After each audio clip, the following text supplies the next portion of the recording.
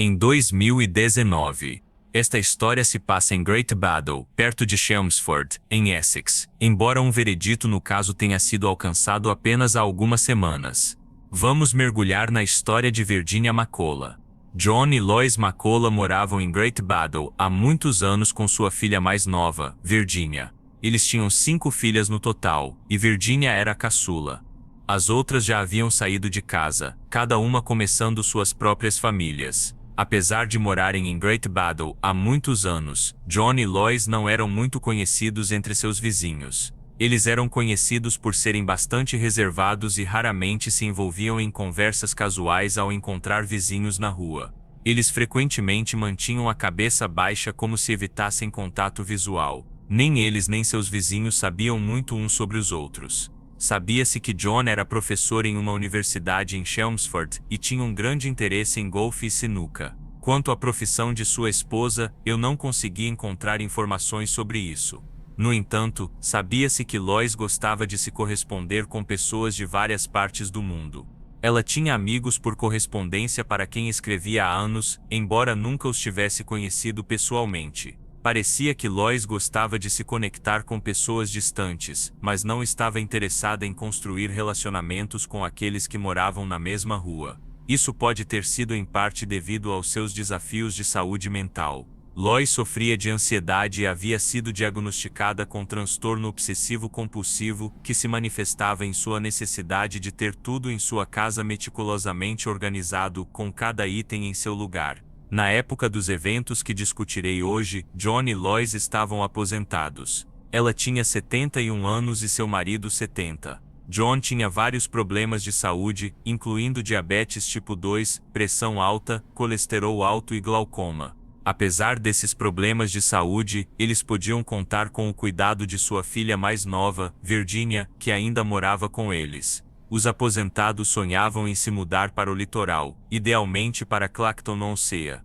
Embora Chelmsford não seja muito longe da costa, é apenas cerca de 1 hora de carro, eles frequentemente pensavam em como seria maravilhoso se aposentar em uma cidade costeira. Mas por enquanto, eles continuavam a viver em sua velha casa, fazendo viagens ocasionais para o litoral, às vezes por vários dias seguidos. A partir de 2019, essas viagens se tornaram mais frequentes, a ponto de eles passarem mais tempo longe de sua casa de família do que nela. Eles também começaram a fazer longas viagens para o exterior, incluindo cruzeiros. Essa mudança no estilo de vida gradualmente os distanciou de familiares e amigos. Mesmo quando alguém queria visitá-los, Virginia os informava que seus pais estavam fora. Ocasionalmente, os aposentados enviavam cartões postais para seus filhos e amigos de suas viagens, mas de alguma forma nunca conseguiam se encontrar com eles. John também parou de ir ao seu pub favorito, onde costumava ir quase todas as sextas-feiras. Ele tinha um companheiro regular com quem gostava de discutir tudo o que havia acontecido ao longo da semana. No entanto, como ele e Lois começaram a passar a maior parte do tempo em viagens para a costa, esses encontros regulares de sexta-feira cessaram.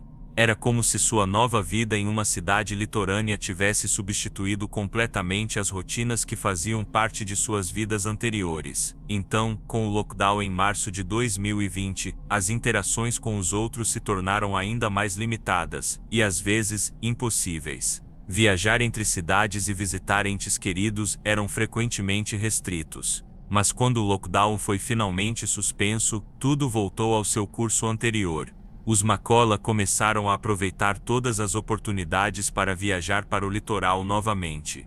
Eles faziam isso com tanta frequência que, sempre que as irmãs de Virginia tentavam entrar em contato com seus pais, frequentemente não encontravam ninguém em casa, ou eram informadas de que, quando estavam, se sentiam muito mal para receber visitas. Na verdade, além de Virginia, nenhuma das irmãs havia visto seus pais por mais de 4 anos. Não está claro por quanto tempo essa situação teria continuado, se não fosse pelo fato de que, em setembro de 2023, o médico da família de John começou a se interessar pelo assunto. Ele notou que as consultas de check-up que ele agendava eram consistentemente canceladas por Virginia. Ela sempre tinha uma desculpa pronta, ou seus pais estavam fora, ou John se sentia bem o suficiente e não achava que precisava ver o médico. A última vez que o médico realmente o viu foi em 2019. O médico também notou outra coisa: John havia sido prescrito uma medicação que ele pegava regularmente, mas há algum tempo ele nem mesmo buscava suas receitas. O médico fez várias tentativas de contatar John diretamente, na esperança de falar com ele, mas a cada vez ele só conseguia falar brevemente com Virginia. Isso parecia suspeito, levando-o a relatar a situação à polícia. Ele sentiu que era importante verificar o bem-estar do casal de idosos, apesar das garantias de Virginia de que eles estavam bem. Quando a polícia ligou para a casa dos McCullough, Virginia atendeu. Ela explicou que seus pais não estavam em casa naquele momento. Eles estavam em Clacton e planejavam voltar para Chelmsford em outubro. Ela sugeriu que os policiais tentassem contatá-los então, mas a polícia não estava disposta a esperar. Algo na história não lhes pareceu certo. Depois de conversar com os vizinhos, eles souberam que ninguém tinha visto John e Lois por um tempo muito longo. Embora não fossem particularmente sociáveis, eles geralmente eram vistos ocasionalmente, seja em casa ou a caminho da loja. Mas agora era como se tivessem desaparecido.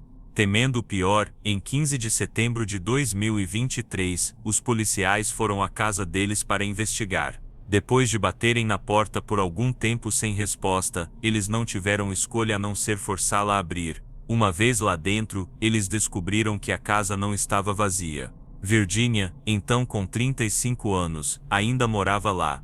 Ela não demonstrou medo ou surpresa quando a polícia entrou. Ela permaneceu calma e sem emoção, mesmo quando foi informada de que estava sendo presa sob suspeita do assassinato de seus pais. Virginia assentiu calmamente enquanto os policiais lhe explicavam tudo. Quando eles perguntaram se havia algo na casa sobre o qual ela queria que eles soubessem, ela confirmou que precisava mostrar-lhes 2 lugares. Ela primeiro os levou a um quarto nos fundos da casa, o quarto de seu pai. Devido a seus problemas de saúde, John e Lois não compartilhavam mais um quarto. Cada um tinha seu próprio espaço, com o quarto de John no andar térreo e o de Lois no andar de cima. Uma vez que eles entraram no quarto, Virginia, sem tocar em nada, simplesmente apontou para o canto da cama, dizendo que o corpo de seu pai estava lá. À primeira vista, nada parecia fora do lugar. A cama estava coberta com várias camadas de cobertores e mantas, e em cima delas, havia vários objetos, incluindo pinturas. Agora estava claro onde o corpo de John estava, mas a polícia ainda precisava descobrir o que havia acontecido com Lois. Virginia continuou a falar em um tom calmo, quase sussurrando, dizendo que a situação era mais complicada e que seria melhor se ela pudesse subir para mostrar-lhes tudo. Como a casa agora era considerada uma cena de crime, ela não tinha permissão para se mover livremente. Em vez disso, ela teve que explicar onde o corpo de sua mãe poderia ser encontrado.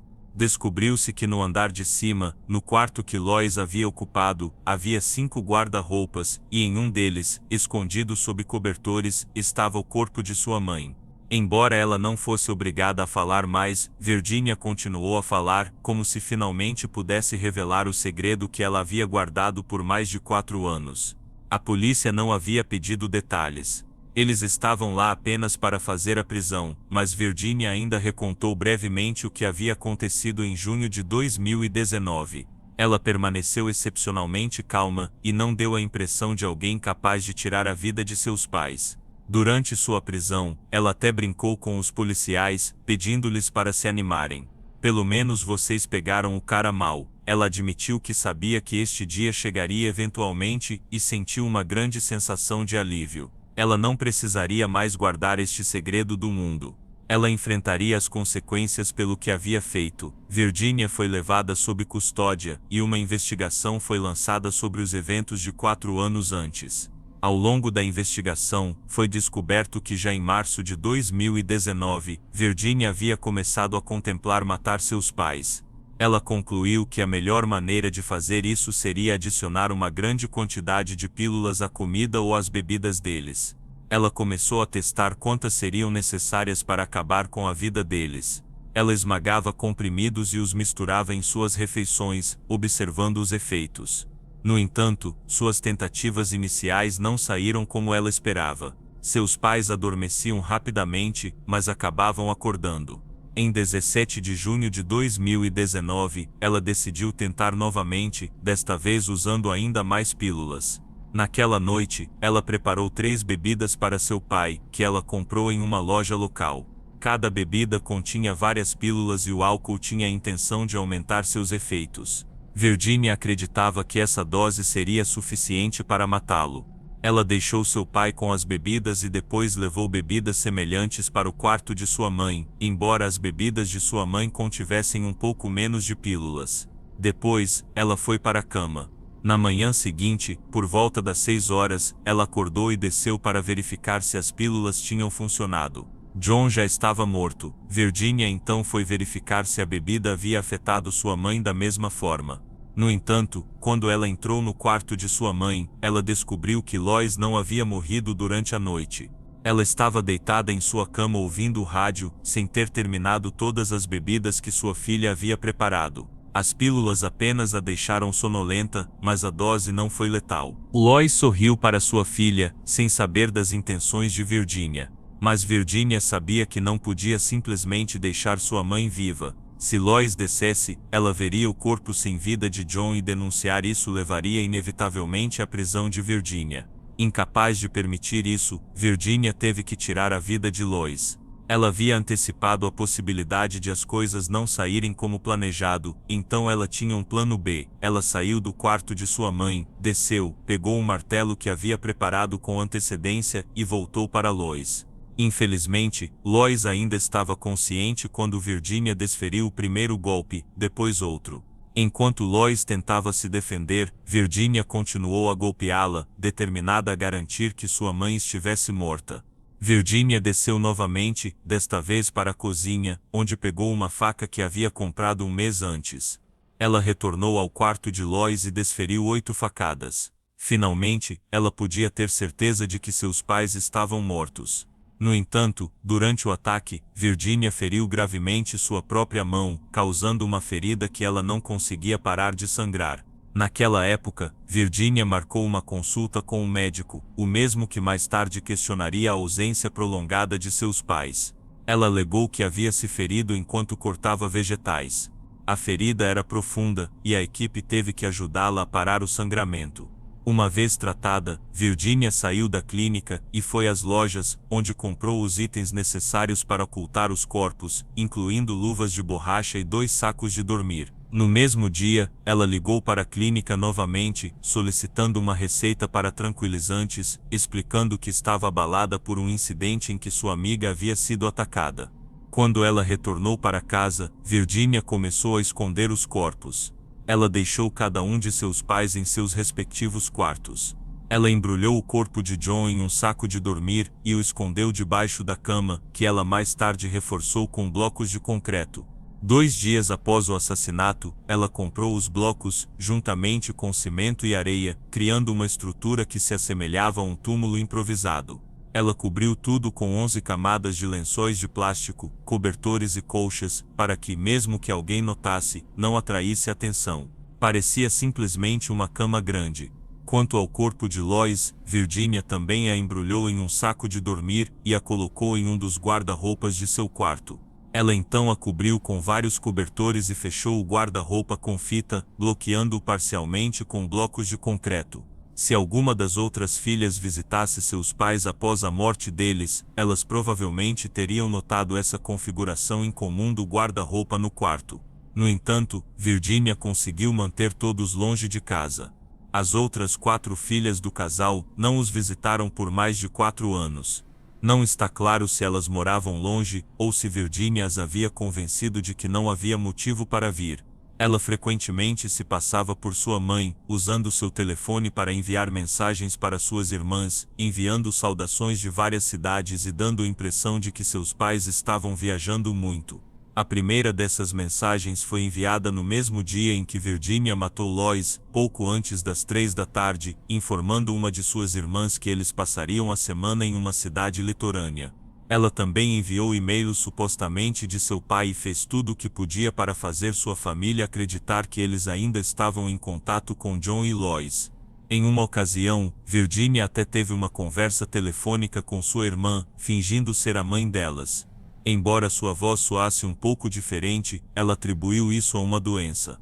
Ela também enviou cartões de feriado para parentes e amigos em nome deles, fazendo o que fosse necessário para manter a ilusão de que Lois e John estavam vivos. Ao certo, Virginia se esforçou muito para garantir que a verdade não viesse à tona. Ao longo desses 4 anos, ela frequentemente mudava tanto seu próprio número de telefone quanto os números de seus pais. Quando a polícia revistou sua casa, eles encontraram 145 cartões SIM diferentes.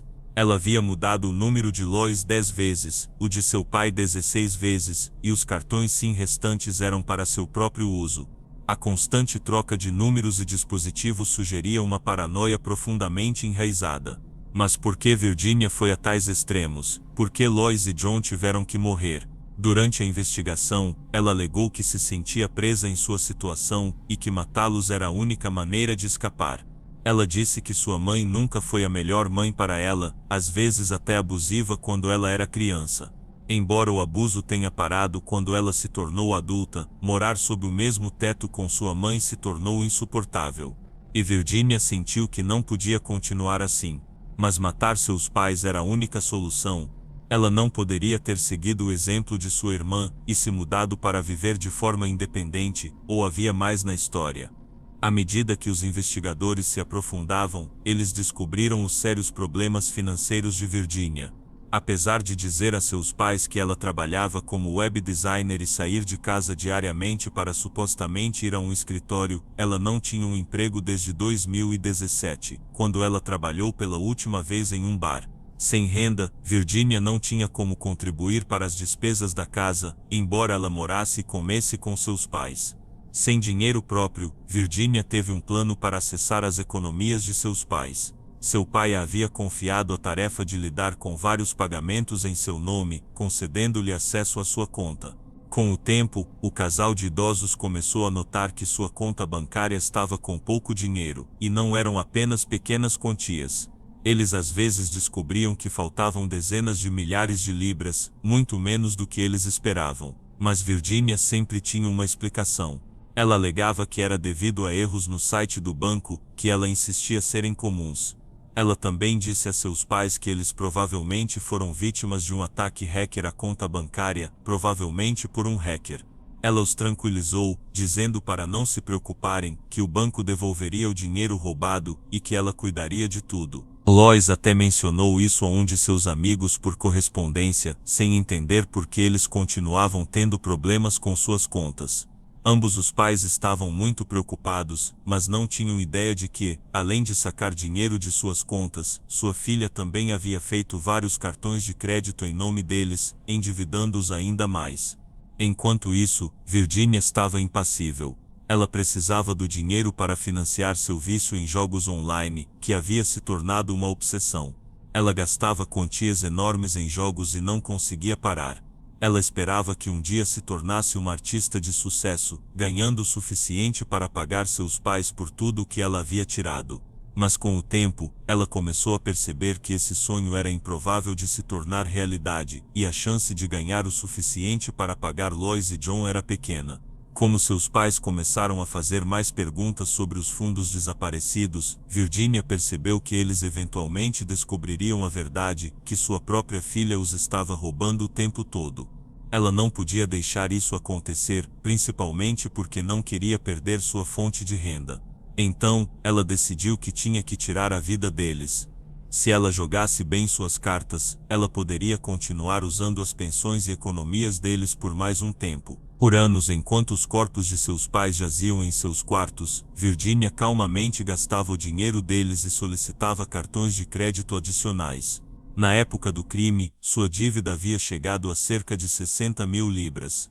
Desde que ela começou a roubar de seus pais, ela havia tirado um total de 150 mil libras, com 21 mil libras gastas em jogos online. Essas descobertas foram chocantes tanto para os investigadores quanto para a família de John e Lois. Como uma filha poderia roubar seus próprios pais de forma tão descarada? No entanto, tanto suas irmãs quanto os vizinhos que conheciam Virginia a consideravam alguém que não tinha problemas em mentir. As pessoas a viam como uma mentirosa crônica, manipuladora e bastante estranha. Depois que seus pais estavam mortos, Virginia começou a aparecer pela vizinhança com uma barriga de grávida falsa. Ela provavelmente esperava que isso distraísse as pessoas de fazer perguntas sobre seus pais. Talvez se alguém perguntasse sobre eles, essas conversas a deixariam desconfortável. Ao mostrar uma gravidez, ela poderia direcionar as pessoas a falar sobre o bebê em vez disso. Mas a maioria das pessoas rapidamente percebeu que a gravidez era falsa, fazendo-a parecer ainda mais excêntrica aos olhos deles. As tentativas de Virginia de conquistar a simpatia dos vizinhos saíram pela culatra. Ela começou a levar comida para seus vizinhos mais próximos, mas ninguém conseguia entender suas intenções. As pessoas encontravam vários itens de comida deixados em suas portas. Às vezes eram itens comprados em loja. Outras vezes era fast food como hambúrgueres ou batatas fritas, e ocasionalmente até café ou donuts. Os vizinhos não sabiam por que ela estava fazendo isso, pois tais gestos eram incomuns em sua comunidade. Um dos vizinhos pediu a Virginia para parar de deixar comida, mas ela não tinha a intenção de acabar com esse hábito. O que também era estranho, era que ela contatou a polícia muitas vezes depois que seus pais já haviam falecido. De julho de 2020 até sua prisão, ela ligou para eles 238 vezes. Muitas vezes eram assuntos triviais, como barulho ou lixo na rua. Mas pouco antes de sua prisão, ela ligou para relatar que um grupo de 3 homens havia invadido seu jardim e atacado. Embora ela tivesse alguns pequenos arranhões no rosto, o que ela estava dizendo não fazia sentido, e os policiais não acreditaram nela. Eles verificaram as câmeras de vigilância na área, mas não viram sinal de tais pessoas durante o horário em que ela alegou que aconteceu. Como a polícia não conseguiu encontrar nada para apoiar sua história, o caso foi encerrado. Mas era estranho que ela continuasse a chamar a atenção da polícia para si mesma. Ela estava lutando para manter este segredo e esperando que eles descobrissem a verdade por conta própria. Ou como alguns mais tarde acreditaram, esses eram sinais de paranoia. Virginia cooperou com a polícia, admitiu ter cometido o crime e até disse aos policiais exatamente onde na casa eles poderiam encontrar ambas as armas que ela usou para matar Lois. Em 11 de outubro deste ano, apenas algumas semanas atrás, ela foi sentenciada à prisão perpétua com a possibilidade de liberdade condicional apenas após cumprir 36 anos. O juiz determinou a sentença mínima que ela deve cumprir, principalmente porque ela confessou seus crimes e cooperou totalmente com as autoridades. A consideração também foi dada às suas lutas de saúde mental. Ela foi diagnosticada com autismo e tinha sinais de transtornos de personalidade. Na época do crime, ela também estava experimentando uma depressão leve. Todos esses fatores influenciaram a decisão do tribunal de fixar este prazo mínimo reduzido, que foi diminuído em 4 anos do que ela teria recebido de outra forma. Enquanto o veredito era anunciado, seu rosto mostrava pouca emoção. Ela o aceitou com um comportamento calmo e saiu da sala do tribunal da mesma forma. Ela não será elegível para libertação até os 72 anos de idade. Declarações de 3 dos irmãos da ré foram lidas no tribunal pela promotora Lisa Wilding Casey durante a audiência de sentença. Uma disse que menos os pais foram vítimas completamente inocentes, e acrescentou que Macola os privou do sonho da aposentadoria. Outra disse que se sentia totalmente enjoada em seu íntimo, e que Virginia sempre dizia que mamãe e papai estavam bem e inventava mentira após mentira sobre suas atividades diárias. Um terceiro irmão disse que seu único mantra pelo qual me vivemos era que nós, seus filhos, estivéssemos seguros e felizes. Nosso pai era carinhoso e trabalhador e tinha uma paixão pela educação e pela escrita. Eles disseram que ele trabalhou incansavelmente em sua carreira na educação universitária, que durou muitos anos. O pai gostava de muitos hobbies, sendo os favoritos o golfe e a sinuca. Ao pensarmos em nosso pai, lembramos das inúmeras piadas que ele costumava nos contar e das risadas que nos proporcionava. Nossa mãe era gentil, carinhosa e atenciosa. A mãe se deleitava com seus netos. Ela tinha amigos de todo o mundo através de seu hobby de amigo por correspondência, muitos dos quais ela escrevia há várias décadas. A mãe tinha uma paixão pela história e mantinha um grande interesse na família real. A mamãe e o papai adoravam suas viagens juntos para o litoral, onde desfrutavam de muitas caminhadas e visitavam muitas atrações diferentes. O amor deles pelo litoral era tão grande que eles esperavam se mudar para a costa em seus anos de aposentadoria. A mamãe e o papai sempre gostavam do tempo que passavam conosco. A família era seu orgulho e alegria. Nossa família foi deixada devastada e com o coração partido com as mortes de nossos pais, que foram tirados de nós de forma tão cruel. Enquanto tentamos seguir em frente com nossas vidas, lembraremos dos momentos felizes que desfrutamos com eles. Nossa mãe e nosso pai estarão para sempre em nossos corações e são amados e sentiremos sua falta além de qualquer medida. Deixe nos comentários a sua opinião. Se puder, clique no like, isso me ajuda demais. Desde já, agradeço sua presença e que Deus abençoe a vida de todos vocês. Até o próximo vídeo.